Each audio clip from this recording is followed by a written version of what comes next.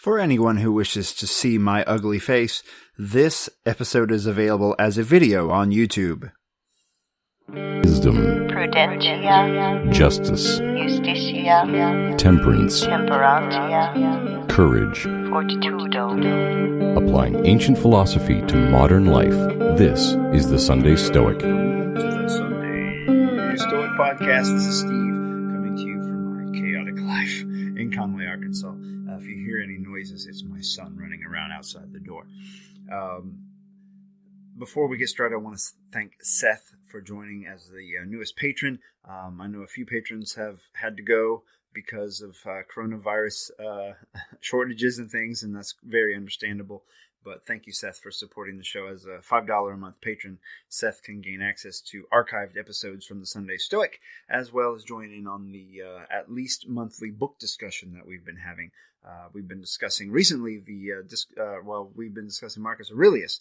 We will soon be discussing the discourses 1 through 10, and I'll have more information on that on Patreon. This week, I want to talk a little bit about choices. And we're going to focus just on one reading from Epictetus this week from Book 2, Chapter 15.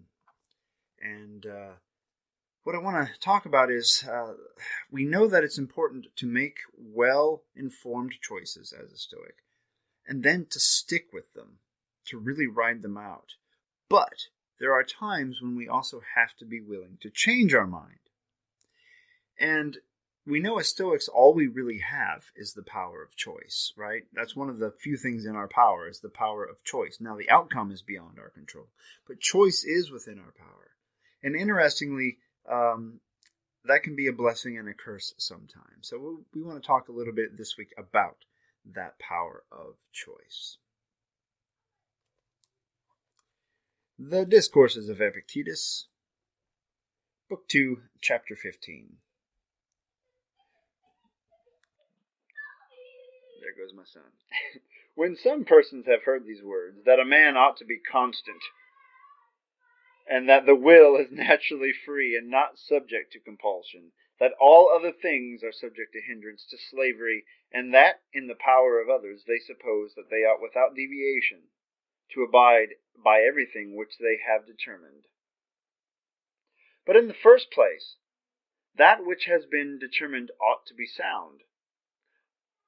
I require muscle tone in the body, such as exists in a healthy body, in an athletic body.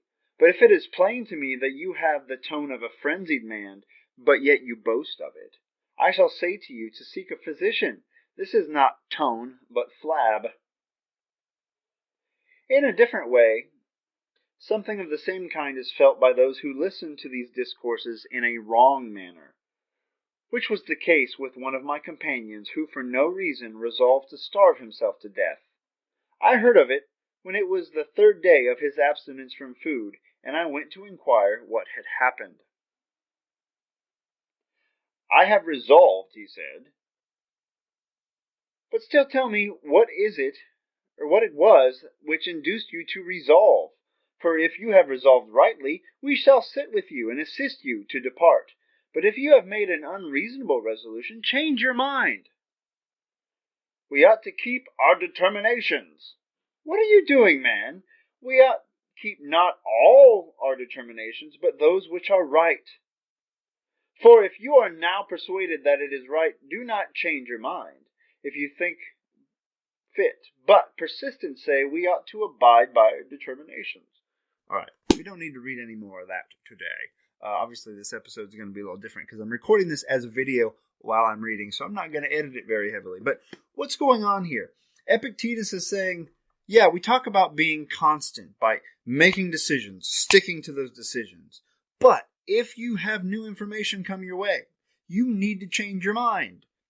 We might think of it as a virtue to stick with our decisions, and to depart from those decisions might feel like it's not virtuous, because we know one thing that's easy to fail at is to being constant, to making decisions and sticking with them. Like, from now on I will journal every day, and from now on I will exercise every other day, or whatever. And then we fall from those habits because we are bad at sticking to them. But he's saying there's also a vice in sticking to things, sticking to decisions that were made under incorrect information, or perhaps you did not analyze the information terribly well. And so it's more of a virtue to change your mind in those cases than to stick with your bad decision. Decisions are an interesting thing. As I said earlier, they are the part of Stoicism the thing that Stoicism tells us we have the most control over in our lives, our thoughts, our choices, things like that. Now, there's a TED Talk on happiness by Dan Gilbert you might want to check out. It's interesting as well, in which he says that choices can actually lead us away from happiness. If we have too many choices and we regret choices too much, we can actually we can kind of think back on the decisions we made and wish we had chosen option B instead of option A, and it makes us unhappy.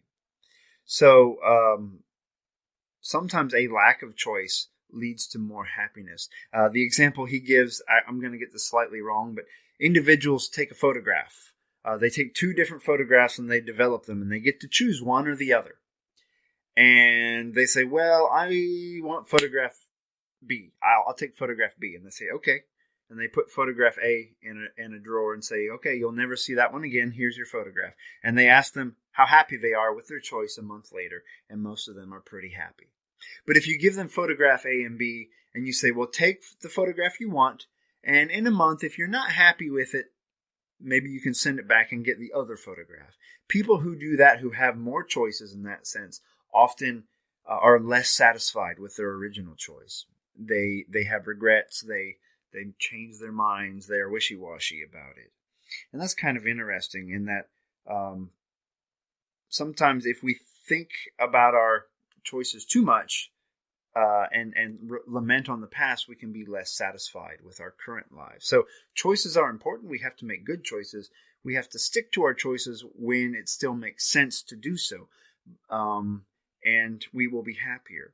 And in many ways, I think Stoicism actually has that kind of built into it, this idea that having regret is not good for us, and that stewing over past decisions is not good. We know the past is indifferent. We're supposed to remember that. That keeps us from regretting the past too much. It also, if you practice Stoicism like the ancients did, and you think that there's fate involved, right, or the gods are directing your life, then things always unfold the way they're supposed to, and you have very little choice in what's happening to you, but you do have some choices on how to react to those things. And so things that happen to you were not really your choice. You just had a few decisions to make along the way, and maybe you can find happiness there, knowing that you did the best you could with the options available to you. And when you chose poorly, you've learned from it, and you've adapted, and you've overcome, as long as you don't stick to those bad decisions. So, as we move through life, let's make the best decisions we can. Try to stick with them as long as the information we're getting is backing up that original decision.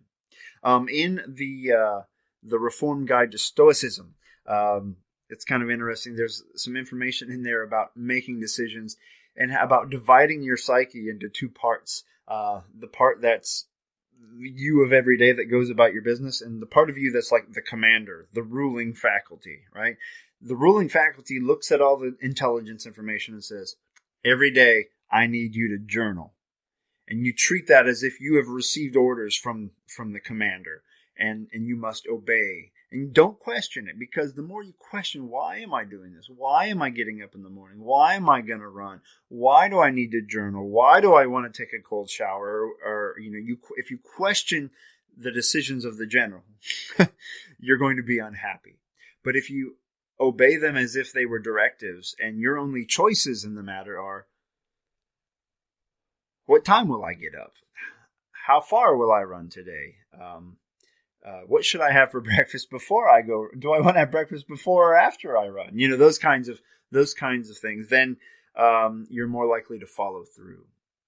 But once again, if you realize the general has made a bad decision, then you may have to change your habits. Don't kill yourself by starving yourself to death because you made the decision and you think it's a virtue to stick with the decision and a vice to break from that decision.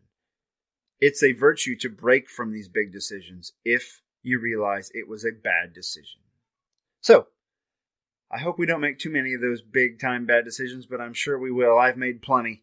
The guy I hired to build my shed out back was a bad decision. I have to get rid of some termites in it now. So that's what I'll be doing the next few days.